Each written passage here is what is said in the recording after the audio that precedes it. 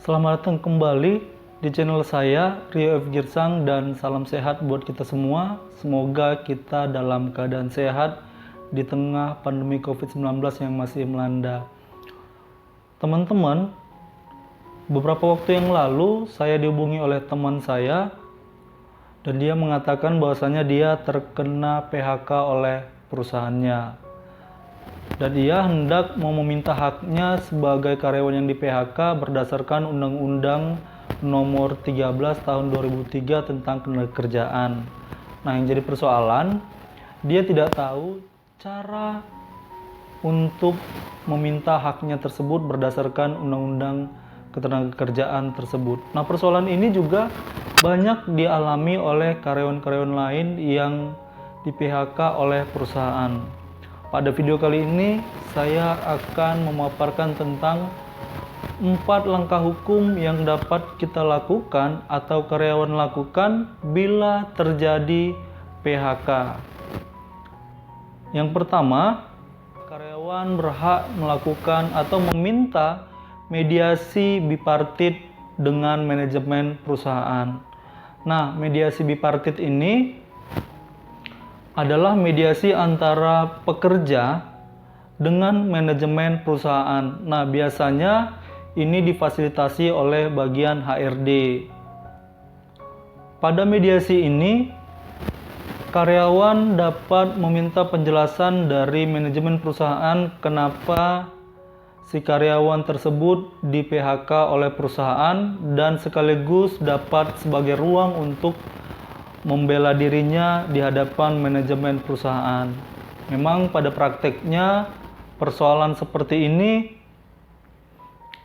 sering sekali perusahaan tidak mau untuk melaksanakan atau menerima ajakan mediasi bipartit dari pekerja.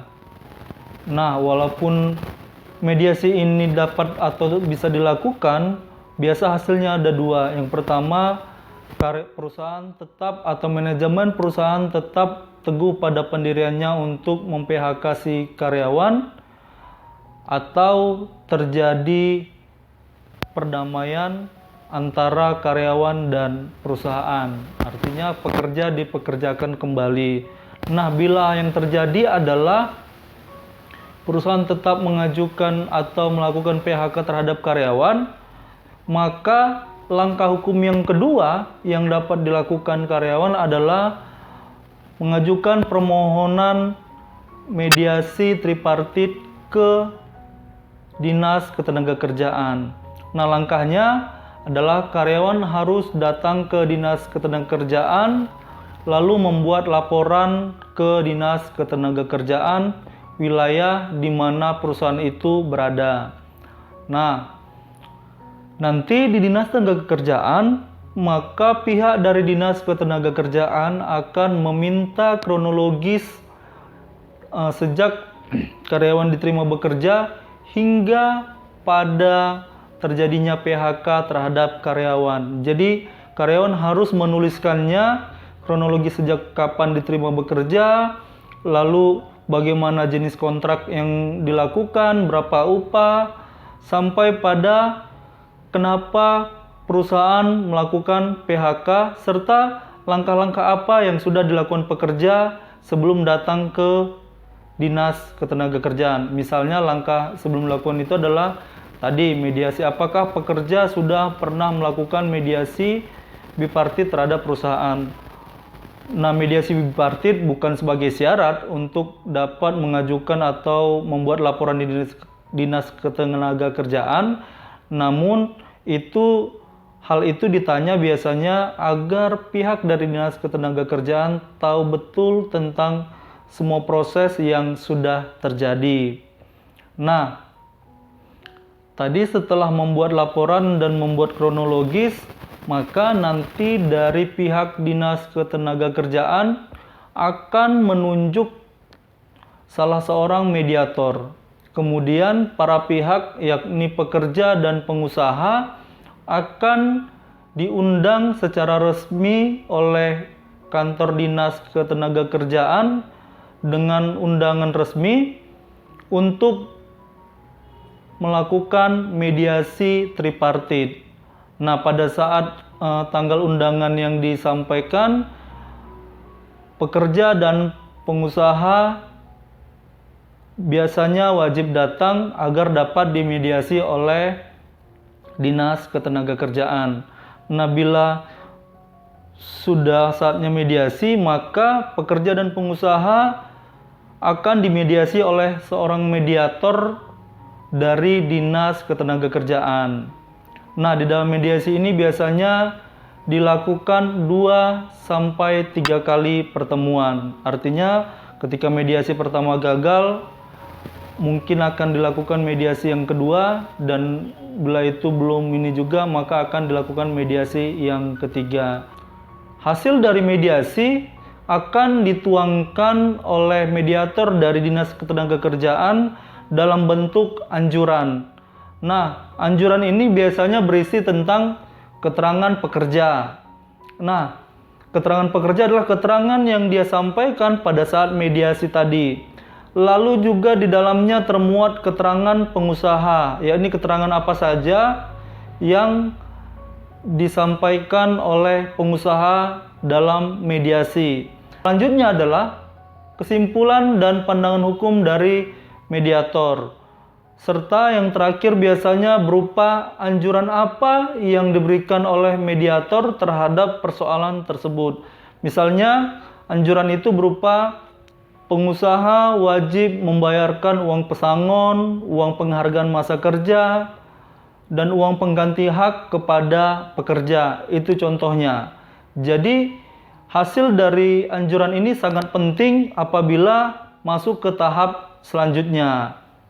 Nah, apabila hal tersebut tidak diindahkan oleh pengusaha, ini sering terjadi. Artinya pengusaha tidak mau menjalankan anjuran dari mediator, maka langkah hukum yang ketiga yang dapat dilakukan adalah mengajukan gugatan ke Pengadilan Hubungan Industrial. Teman-teman, gugatan perselisihan hubungan industrial ini atau gugatan PHI ini hampir sama prosesnya dengan gugatan perdata biasa. Namun yang berbeda adalah ketika pada gugatan biasa, sidang pertama adalah sidang untuk pemeriksaan berkas dan penentuan mediator. Artinya akan dimediasi oleh pengadilan yang akan mengadili. Nah, namun pada pengadilan hubungan industrial ini mediasi tidak ada lagi. Nah, mediasi tidak ada lagi, maka langsung dilanjut pada pembacaan gugatan. Setelah proses pembacaan gugatan, maka masuk pada proses jawab-menjawab, yakni jawaban, replik dari penggugat, duplik dari tergugat. Masuk pada pembuktian, yakni bukti surat dari penggugat, bukti surat dari tergugat, saksi dari penggugat, saksi dari tergugat bila ada, dan sampai pada kesimpulan. Setelah kesimpulan, langsung nanti setelah beberapa waktu masuk pada putusan. Nah, menjadi hal penting dalam mengajukan gugatan ini adalah yang tidak disertakan dalam gugatan perselisihan hubungan industrial adalah anjuran dari Dinas Ketenagakerjaan. Apabila anjuran ini tidak disertakan pada saat mengajukan gugatan, biasanya gugatan itu tidak akan diterima oleh bagian pendaftaran sebelum si penggugat melampirkan atau menyertakan anjuran yang dari Dinas Ketenagakerjaan. Artinya apa? Prosesnya harus terlalui. Bila terjadi perselisihan, pekerja harus meminta untuk dimediasi terlebih dahulu secara tripartit oleh Dinas Ketenagakerjaan. Ini perintah undang-undang. Nah, setelah proses persidangan tadi, maka akan keluar putusan. Nah, apabila para pihak tidak setuju atau tidak sepakat dengan putusan yang disampaikan oleh atau yang dibuat oleh hakim pada